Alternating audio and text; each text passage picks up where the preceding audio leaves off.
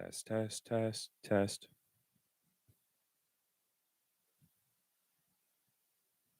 test, test.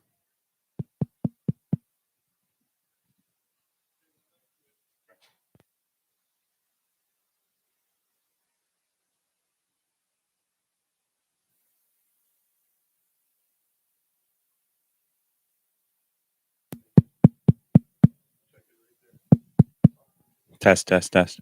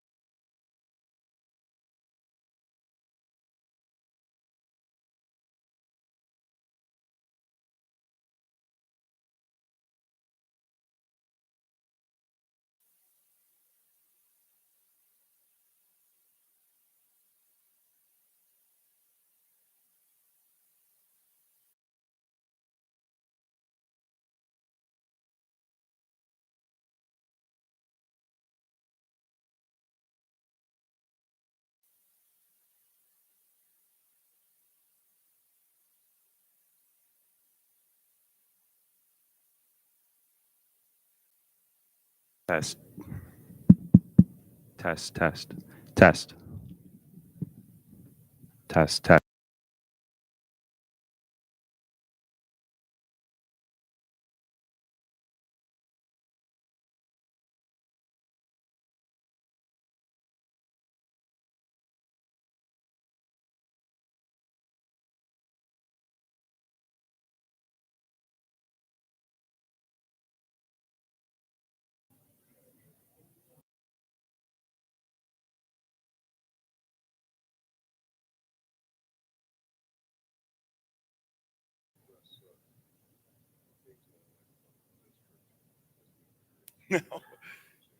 Test. Test.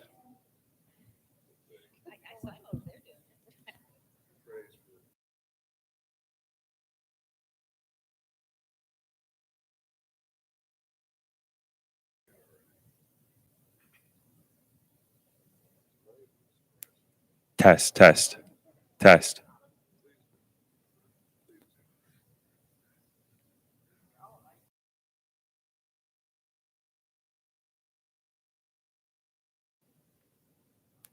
Test. Test. Test.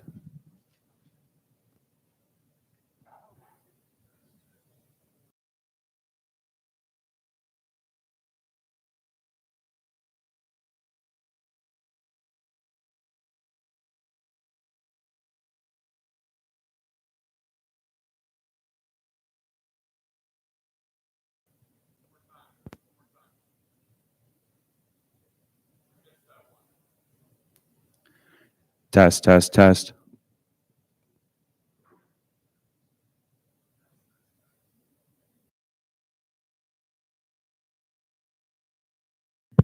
Test. Test.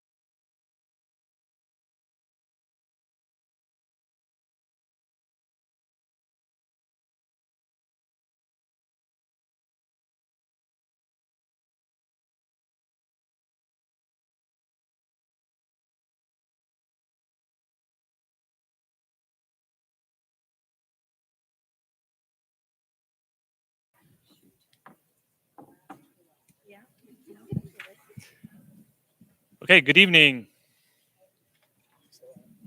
Is this on? There we go. Got to be really close. I'd like to welcome everyone here tonight to the Board of Education regularly scheduled November meeting, where we will be conducting the school board regular business. First, I would like to read our mission statement. Anthony Wayne Local Schools will partner with our community to engage all students in educational opportunities, empowering them to become active, responsible, and productive citizens in our global society.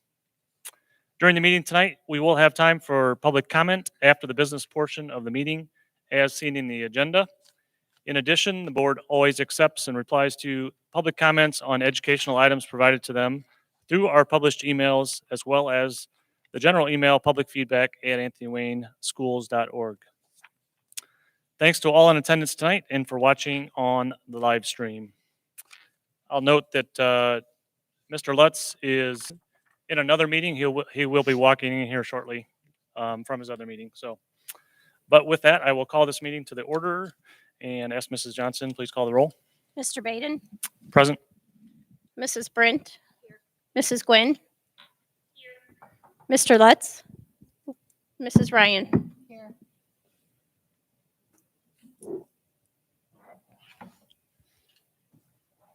Thank you. With that, we will stand for the Pledge of Allegiance. I pledge allegiance to the flag of the United States of America and to the republic for which it stands, one nation, under God, indivisible, with liberty and justice for all.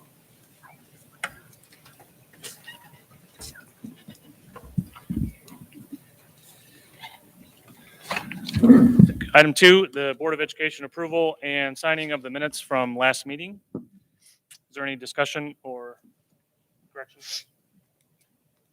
I'll move to approve the minutes. I'll second. Pam and Vicky. And a roll call? Mr. Baden, Yes. Mrs. Brent, Yes. Mrs. Gwynn, Yes. Mrs.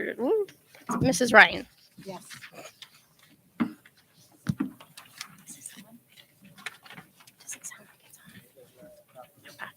Thank you. With that, I will call Mrs. Johnson for the treasurer's report. Thank you. First item on the agenda is to approve the monthly financials for October 2021. Under item B, and I will, excuse me. Sorry about that. Under item B is to approve the donations as listed. You'll notice a couple of these donations were presented at the last meeting by Zach Weimer. And as those checks come into the district and are receipted into the principal's funds, they will appear on the board agenda for your approval. We are always very appreciative of our donations. Under item C is an advance to the food service fund from the general fund. This will be repaid by June 30th. Even though our meals are being reimbursed right now, and Megan, our food service director, does a wonderful job, we can't have a negative account or an amount at the end of the month. So the 006 fund is self-supporting. And so in order to keep that positive, like right now, she's doing small encumbrances to try and make it work, which is a lot of extra paperwork for her. And on top of that, it's, our non-food items are costing more. There's a shortage, so she might be running to Gordon's and to Walmart, to wherever she needs to go to get supplies at the last minute. And it's just a way to help her out a little bit. So, but that will be repaid by June 30th. Item D is to approve the 5-year forecast and assumptions. The 5-year forecast is due each November, is our first submission of each year, and a follow-up in the spring update. It's based on historical trends and current known factors. And I'm just going to highlight on a couple things. We had our work session, so I'm just going to highlight a couple things. On the revenue side, I'd like to share that probably a very important factor is we have an emergency levy up for renewal in November of 22. This generates $3 million. It's renewable every 10 years. It was initially passed in 2003. For the first couple years, we did a 5-year renewal, and then it was changed to where we could do a 10-year renewal. So the 5-year forecast does not eliminate these funds. The collection would start for these on January 1 of 23. So the renewal of this will be vital, as it has been since it was passed initially. And these all fall under the real estate line on the revenue side of the forecast. The next would be the mall TIF. We started receiving revenue from the mall in 2009-10 fiscal year. Per the documents, that's going to be reduced $225,000 starting in fiscal year 25. So we knew that. I just wanted to highlight that that's going to be a loss. And along the lines of the mall, is another concern based on the Board of Revisions. We were notified last week, or maybe 2 weeks ago now, that other parcels with outside of the mall TIF, but at the mall, such as the hotel, the theater, and Dillard's, had a $6.7 million reduction in value.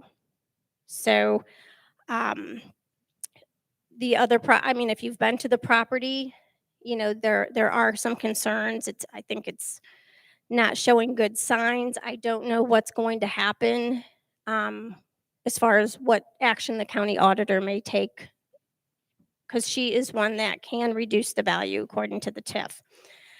Fortunately for us, we've had a good run with it while we had the funds coming into the district, but that is another concern where we could see a loss of revenue. And then the last one I would note would be the pipeline.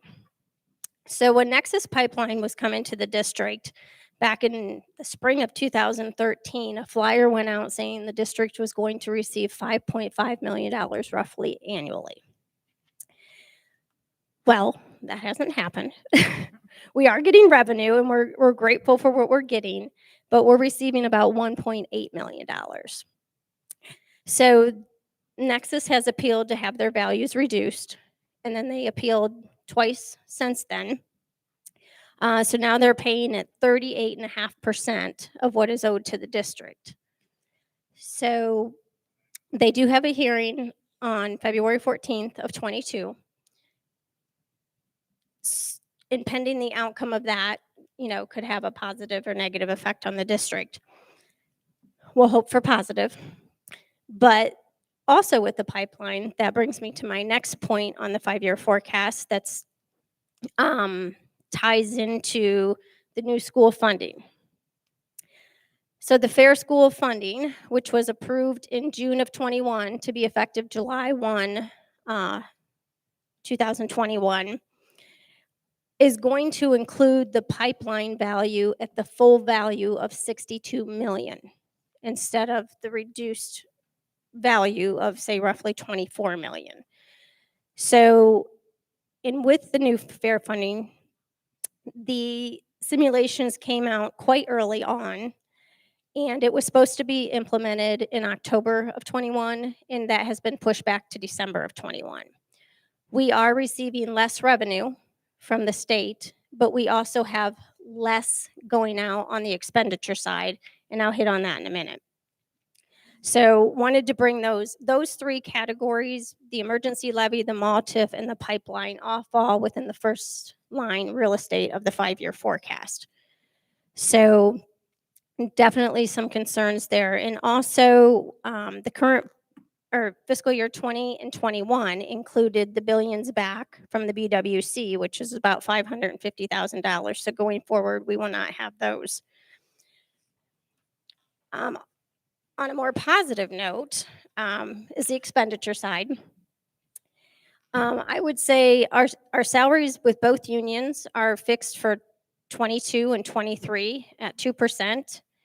And on the benefit side, we had a 0% in our premium increase through Paramount. So that is a positive. And the nice thing about, or I shouldn't say the nice thing, but the good thing on our salary and benefits is they should be between 83 and 85% And our salary and benefits are at 83% of our operating budget. So that's a good thing. On the purchase service side, this is where I mentioned that there's a reduction from the Fair Funding Act or Fair Funding School Program. On the purchase services, those students that are attending community schools or participate in the John Peterson or autism scholarships, those funds directly follow the student now. So they no longer give us more up top and take some away. They give us less up top, take less away. So it's supposed to balance out. They're showing that the district should receive $180,000 more in fiscal year 22 and $188,000 in fiscal year 23. But I'll know more on that in December. Let's see. Carrie, quick question. Sure. On the MALTIF, if the county auditor does decrease the value, will we be adjusted with the PENA agreement? I do not. Well, we would lose revenue as well, but I don't think they would adjust it. Because we've already collected more than what PENA would. I wouldn't think so because that was the agreement. Okay. I mean, in the agreement for the first 15 years, we received that revenue. Yeah, and I think what would happen is basically it would just be reduced the amounts that we were going to get at that yearly time Right, based on that- the that initial one for- agreement. Yeah, I didn't know since Yeah. PENA didn't. because I don't believe there's anything in that agreement that says if something else like that would happen, then it would be changed. I suppose that wasn't anticipated. No, it was not anticipated. You would assume that, it would have increased in Increase in value value. because of just values in general. But in that there was, when the time that went in, there was discussions about adding on and different things surrounding that. And none of that came to fruition. And now it's basically trying to be sold off as residential, Right. in apartments. So it'll be interesting to see how that just transgresses from here. Right. So. So Carrie, if I understand you, so you did not put in anything on the fair funding. I have adjusted the fair funding according to what I know now. Okay. And that might have changed within the last couple hours as of today, but that happens. So there's a lot of variables. Sure. But I have reduced the funding or the state funding. Also with the fair funding, the student wellness and success funds that used to go into a fund 467, which is separate from the general fund, so it wasn't part of the 5-year forecast. That amount is now going to be part of the general fund, but it's going to be restricted. I do not have an allocation for that, so I'm assuming it's going to be what it was this past year, which was around $294,000. So, but that will become part, I wouldn't be surprised if it becomes a line item on the 5-year forecast in the next year. So just so it's trackable. But overall, I would say our cash balance is very stable. But you can see line 1 of the 5-year forecast with that real estate. We have 3 big concerns there that we just want to keep on our radar. We'll be campaigning here before in less than a year from now. So just want to keep those, like I said, on the forefront. But other than that, we're between a 5.8 and a 6.3 $1 million carryover each year. We're operating, the goal has been for, years, or the rule of thumb is the 60 to 90 day cash balance. We've been below that, but we've stayed steady, usually between, 48 to 55, give or take a bit. But for the most part, I would say we're pretty solid at this point. Any other questions on the 5-year forecast? I think it's important to remember too, when you have a balance like that, the purpose of that is what happened in 2008 and 2009 when, the economy did what it did. We got cut in state funding and other funding resources as well. And we were able to hold that off based on that, the amount of money that we had at the time. And that's why you want to have close to the 60-day mark in cash value, because you just don't know when that's going to potentially happen again. And you're going to have to utilize that money at that time.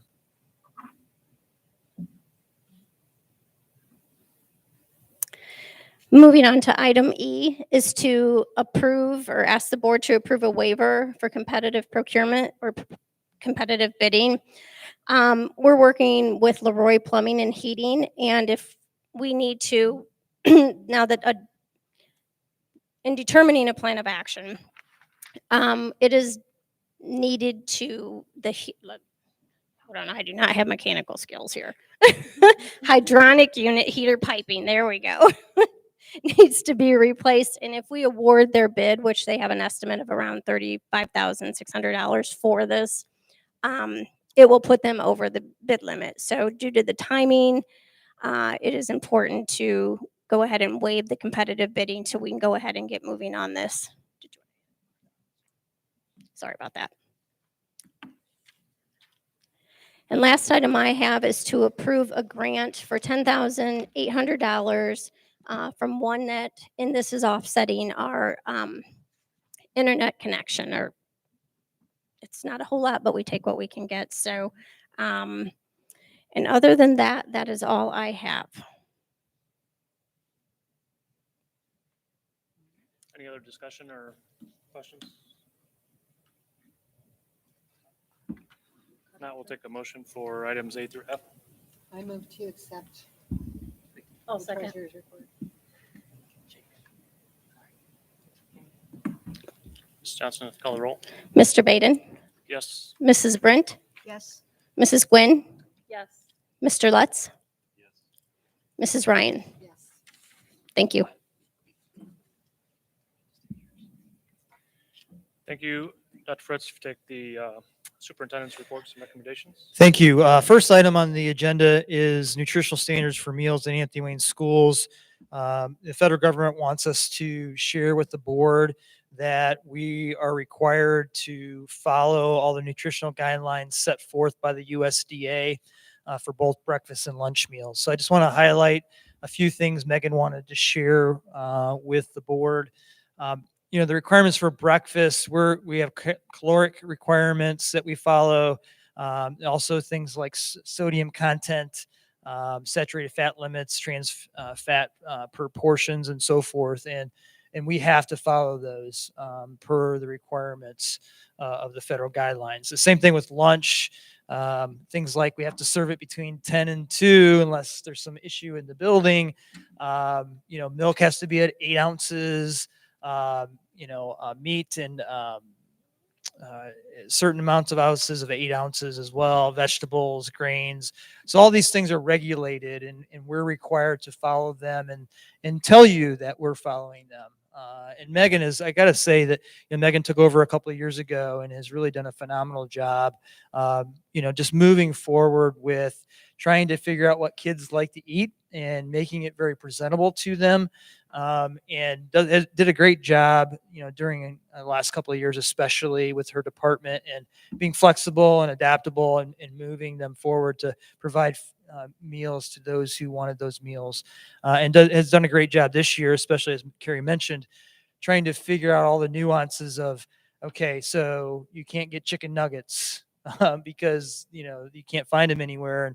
And from our natural providers that we order from, and where do we go to find other types of foods that meet the requirements, and so forth. As Carrie mentioned, just finding things that we need to package things in and so forth has been difficult as well. So she's done a phenomenal job in that position, but I just wanted to briefly share that with you. The next item I have is the presentation for the COVID data. I want to go through this. I shared this on our website. I'm not going to go through all the details, but since the last board meeting, obviously we have removed masks. And our numbers across the state, across the county, across the district at that time, and we're decreasing. all the way through up until about last week.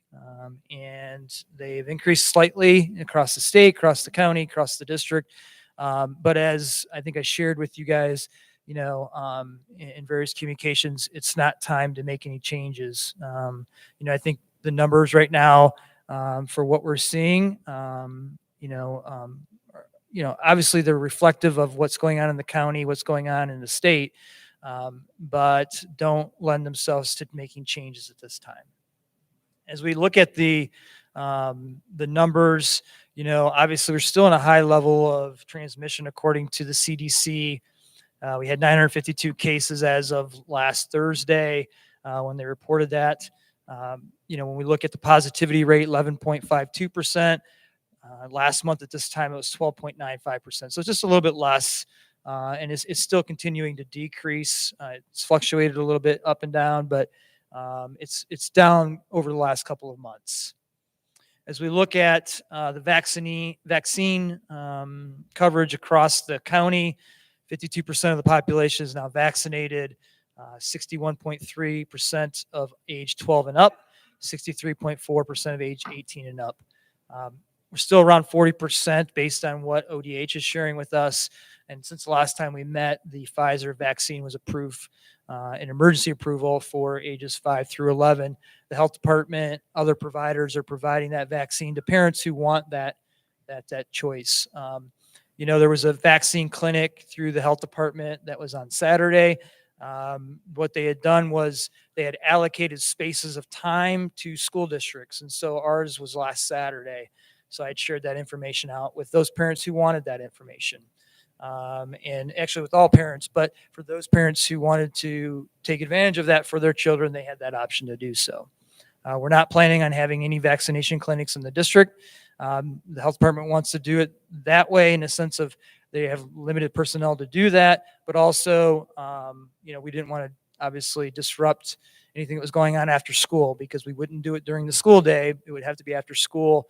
And there's a lot of winter things going on, especially in gyms with athletics and other things that are going on. And so, the option of having it at the Maumee Rec Center, which is roughly 10 minutes away for most people, was a choice that, the county wanted at that time. So as we look at, and this is just in the presentation reflective of the data I just shared you, the vaccine percentages per zip code.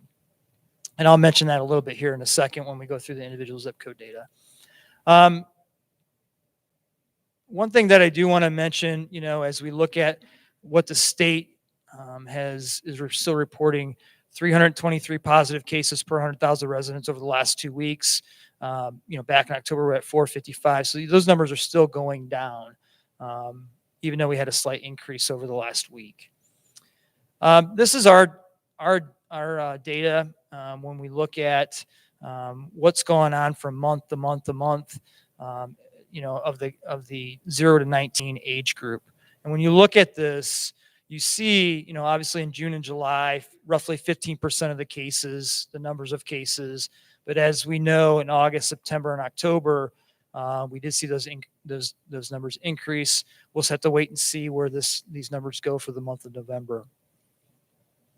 And this is just the visual of that information presented by the health department.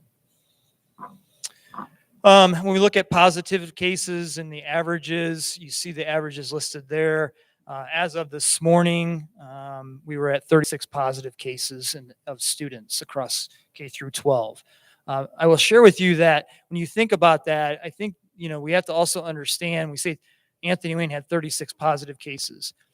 That means those students were positive that attend our district. It doesn't mean that in the schools we had 36 cases.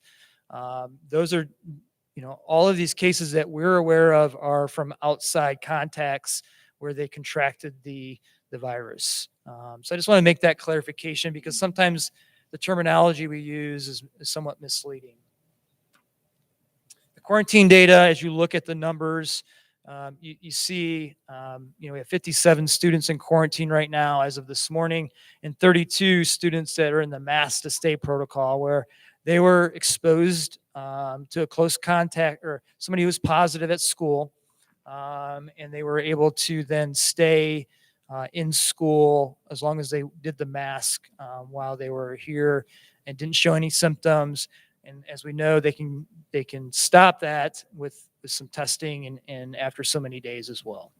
And those 32 students, most of that came from 2 different situations: an after-school program and a preschool classroom. So, but it just where the interaction was for greater than the 15 minutes. Have there been any issues with the mask to stay? We have not had any issues at this time with that and that exposure. It's very limited. That's the good news as far as who has to do with that. Most of the situations where the students are positive, they haven't been in school, or they've been in situations where there hasn't been that close contact with other students. That's good. As we look at the zip code data,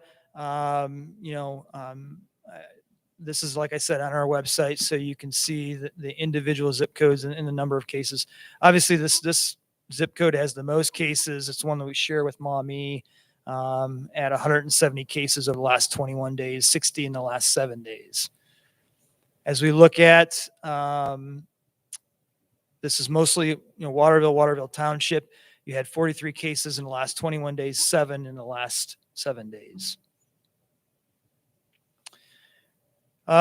Mostly White House, and then Waterville Township and Little into Oak openings there in that area as well. A little bit into Monclova Township as well. 76 cases over the last 21 days and 24 cases in the last 7 days. Monclova Township mostly here with 23 cases over the last 21 days, 12 in the last 7 days.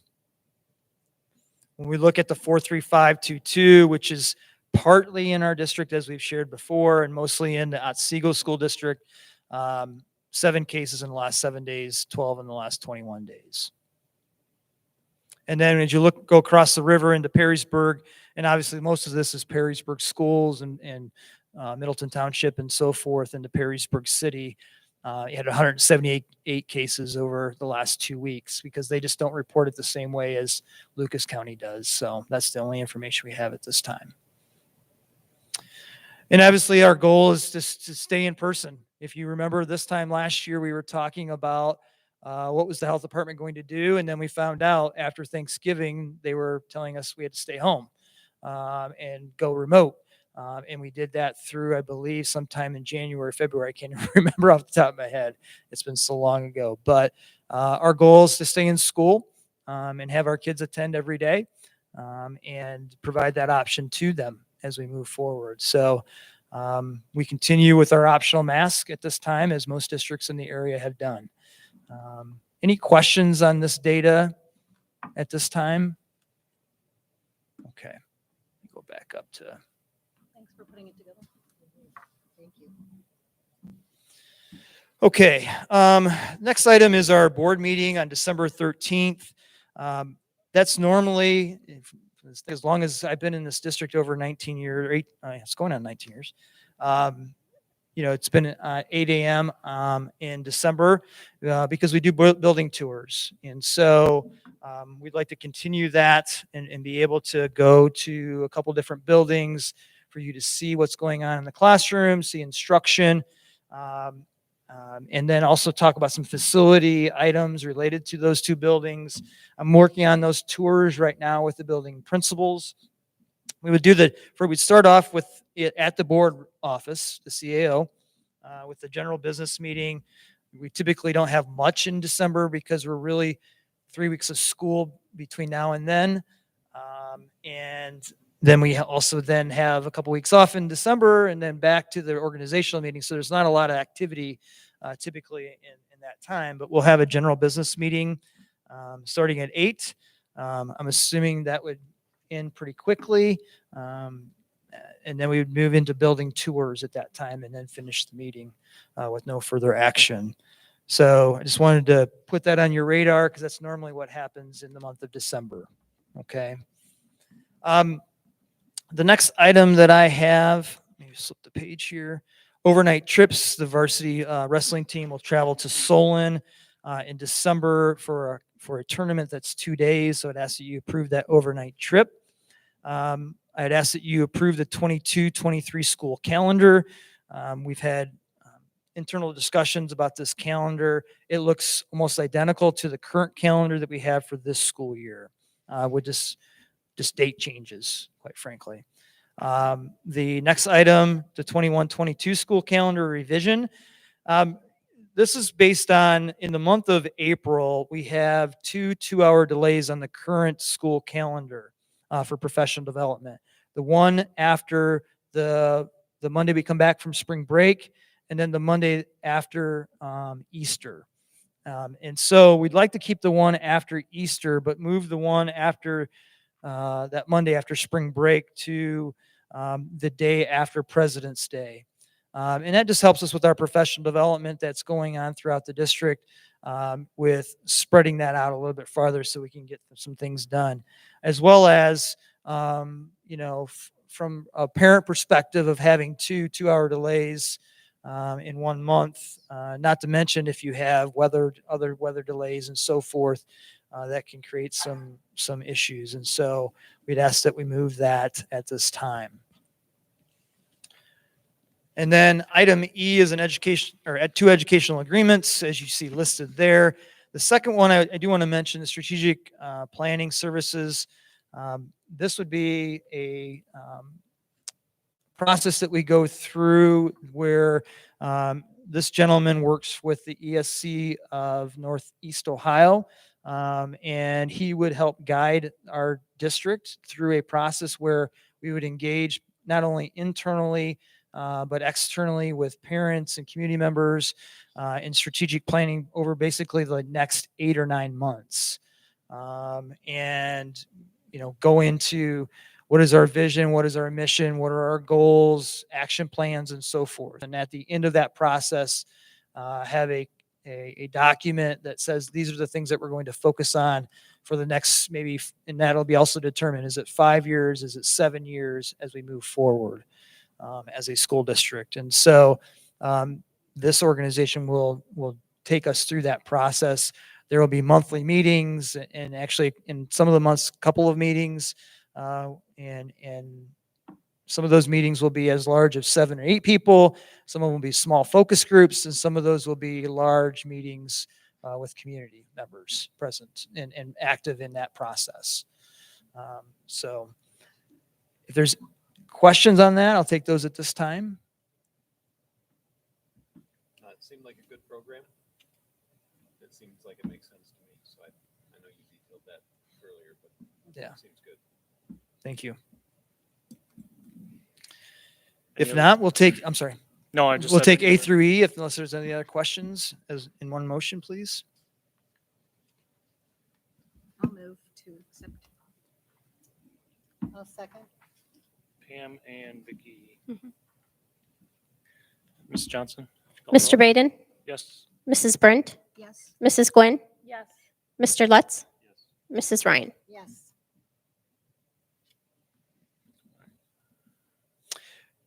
Next item are resignations and or retirements. I do want to say thank you to Jenny Carter for her years of service as a Waterville secretary. It's always nice going in and talking with Jenny over the years, and I appreciate not only what she did for our school district, but for what she does in the community as well through her church. I'd also like to mention Kelly Daniels and the number of years that she taught at Waterville. She's going to retire this year, and we wish her the best of luck and thank you her for her service to the district.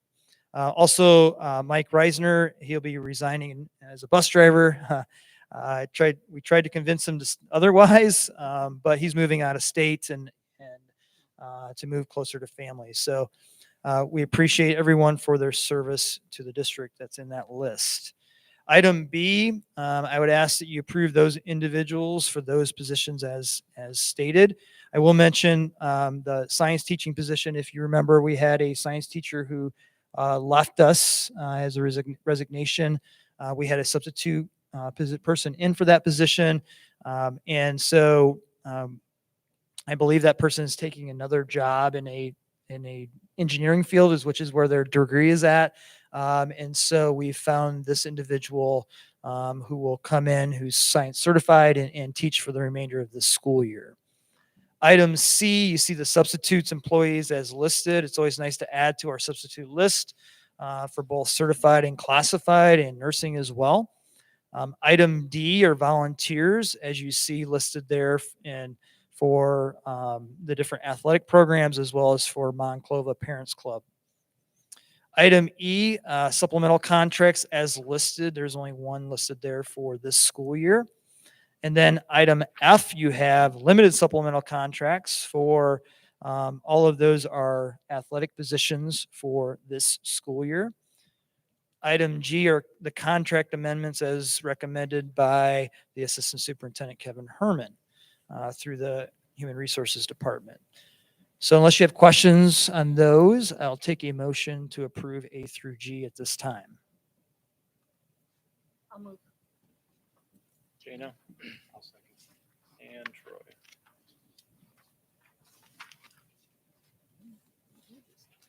And a roll call. Mr. Baden, Yes.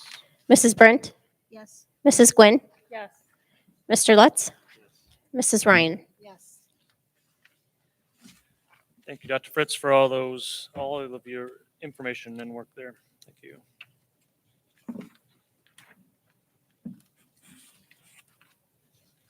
All right, at this time, we'll move to recognition of visitors, those who are going to speak tonight. During the public comment section, while you are on school property, we expect that you will respect the right of the individual to have their own opinion on these topics, not disrupt them while they provide public statements to the Board of Education, and do not negatively engage each other while in the audience or on school property.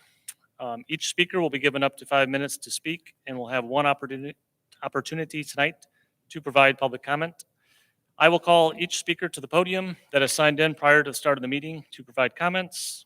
The rules are noted in the agenda packs. And the doors will be closed 10 minutes after the end of the meeting, so we ask that you please respect each other while exiting the building and the grounds. So thank you for that. We'll begin. We have two speakers tonight that would like to talk. Our first one is Mr. Jim Schlievert.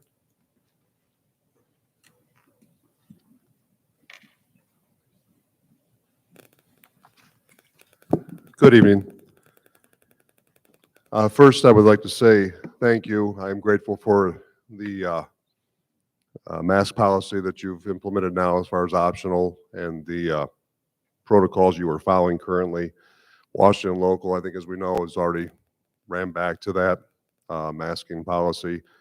I ask, I pray, I implore that whatever data you chase, that we don't follow the other school districts, that we stick to personal freedom, personal responsibility, and some of the things we've talked about in the past. I think the most important data to remember is, over anything else, we're talking about cases, some of which are faulty, that this is a virus, again, that has a 99.8 survivability rate untreated.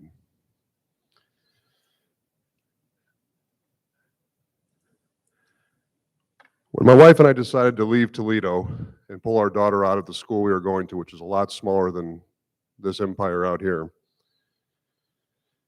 we had already bought land out in Neapolis. It was in the Otsego School District. That was not going to be our plan. That was going to be our dream home. But events in our life decided that we needed to leave Toledo and that school. After talking to friends and family and coworkers that live out this way, we were convinced that this was the school system to send our daughter to. We sold her 6 acres, which included a pond and a woods. I grew up on a farm. My job made me live in the city for 25 years. And we came out here just a half mile that way for this school system. COVID and the reactions to it have overshadowed every aspect of our lives, not just the school, not just your jobs, our jobs, churches, politics, relationships. There's still some good out there. There's still some things I'd like to say as far as my opinion about what we've experienced in our very, very short time here in Anthony Wayne. First off, the enrollment process for somebody that was outside, not knowing anybody in this district, at least in a professional capacity, was smooth. the registration process at the junior high, hundreds and hundreds of families, well-oiled machine. I was absolutely impressed and stunned. It was very made easy that day. Stopped by the book fair. The book fair had things that not only interested my daughter, things that I would have bought. Maybe I did. The lunch selection that my daughter talks about, very impressive. Sometimes I didn't see things like that in my commissary days. I'd like to also recognize some people that we've met so far. The very first one we met was Jamie Drayton over at the Board of Ed building, enrollment. She made things very easy for us, very helpful, made us feel very welcome. Lori Williams, the Dean of Students, she put out several small brush fires for some special considerations that involved myself and my family. Made it very easy and smooth as well. And also with Tiffany Tapley on transportation, helpful, very quick with her email responses. Sometimes I think she actually sends them before she gets my emails. Really like to sing some praises for Counselor Shauna Dunbar. She's been an absolute blessing. She's made things so easy on my wife and daughter being newbies out here. I met her. What a charming, sweet soul she seemed to be. And she's made it her mission. It's just her job to her probably, but she's kept tabs on my daughter, seeking her out just to see how things are going. So very grateful for Shauna Dunbar. I'd like to say thank you to Junior High Principal Brad Contat. I met him at registration. He knew we were new. He came over, answered any questions we had, followed up on it later, saw him in open house, and emails I've sent to him as well, which usually are praises. They're not usually complaints, despite what we've seen at these board meetings. It's usually praise. He's responded immediately or within that day. I'd also like to sing some praises to Assistant Superintendent Mr. Kevin Herman. Although we've been sometimes adversarial in these conversations and ideas, the few times I've talked to him outside of this interaction, he has treated me like a parent that's a member of his district, respectful and interested in what I had to say. Finally, the teachers, the ones that I've met, I've been very impressed with. My daughter sang the praises of several of them. I can't remember them all. Junior high, they switched and things changed. And like I said, I'm new here. But Shauna Keener, she has her for 3 periods. And my daughter says if you're going to have a teacher 3 times a day, that's the one to have. And then finally, Miss Kayla Dye, who is a choir director and in charge of the musical. I don't know what she's doing in that classroom and after school, but my daughter comes home smiling, talking about her every day. So thank you for these people. Thank you for your time.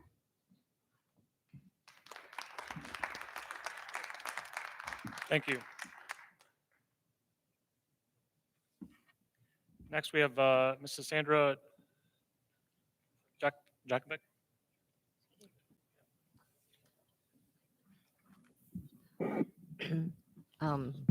Jakubek. Thank you. Sorry. Education. What is the definition and meaning? What does it encompass? It has truly changed over the years, and there has definitely been a restructuring. My focus today is on the organizations, programs, and people that are contributing to the indoctrination of our children through education and training our teachers. What do they say and believe, and who supports these programs and organizations? Why did we decide to stop teaching what has been documented through the years by actual historians and start teaching someone's theory or ideology based on their beliefs and let them decide what we are allowed to know, who we are allowed to be, and tell us how we should act? People such as Ibram X. Kendi and Robin DiAngelo, who say and believe that race is the primary factor to be used when identifying and analyzing people, events, institutions, etc., and that one does not have to actually do anything racist to be considered racist. The programs. What is Character Lab? Character Lab Research Network, revolutionizing research on character development. Character Lab sees enormous potential in applying the scientific method to the timeless question of how to cultivate character and virtue in young people. Since when did cultivating character become an educational learning objective? Angela Duckworth, the founder of Character Lab, in 2016 made this statement. These days, however, I worry I've contributed inadvertently to an idea I vigorously oppose: high-stakes character assessment. What is truly telling about Character Lab, Growth Mindset, our program through Character Lab, Cassell, Panorama, and other programs are the people and organizations supporting this agenda. It is all interconnected. These are familiar names: Bill and Melinda Gates Foundation, Chan Zuckerberg Initiative, Bezos Family Foundation. One that's very concerning is CARE, the Council on American and Islamic Relations, a group with is tied to Hamas, which is a known terrorist organization, and the Novo Foundation. In 2016, Novo gave $21,913,104 to the Tides Foundation, an organization funded and supported by George Soros. The training organizations, this one was in Toledo.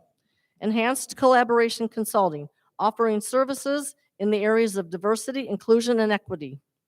We believe relationships are at the foundation not only of who we are, but what we achieve in life. Transformation is amazing when we do it together. Growth is easier when we support each other. Both are possible when we creatively work together. Social engineering is the use of centralized planning in an attempt to manage social change and regulate the future development and behavior of a society. This is social engineering. Why are we engaging with these outside entities? Another one is the Equity Collaborative. A goal of their sessions is that we will engage in discussion about oppression and education and examine assumptions about bias, privilege, change, and learning. The co-founding partner of this organization admitted in a recent lecture that he believes public education should not focus primarily on learning. I think the thing that the public education offers, because I certainly don't think we offer learning, are relationships. He urged teachers and administrators to practice their diversity trainings on adults whose minds are hardened over time so that they'd be better prepared to convert children to their cause. Children, he recognized, are much more impressionable because their worldviews are still developing and evolving and therefore are easier to persuade. To change adults, sometimes I wonder whether it's even worth it. Sometimes you're like, just forget it. They should just get out of the way. Kids change much faster. Adults are in the way. What are we doing? There is so much more, and this goes so deep. None of this is about the education and well-being of our children. It is about control. It is social engineering. Thank you.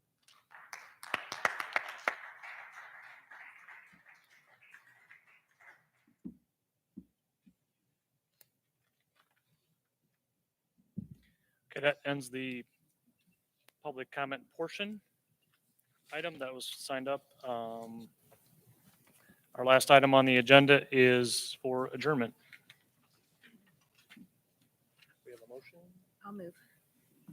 Pam? And Jana? Ms. Johnson, if you call the roll. Mr. Baden, Yes? Mrs. Brent, Yes. Mrs. Gwynn, Mr. Lutz, Yes. Mrs. Ryan. Thanks.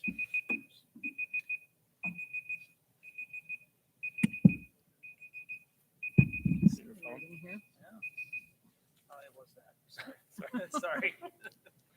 So, motion passes. We will adjourn. Thank you for coming tonight and for your comments. Our next regular board meeting, as we noted, was be Monday morning, December 13th. We'll have a short meeting and then our resume with board tours of the buildings. Thank you all.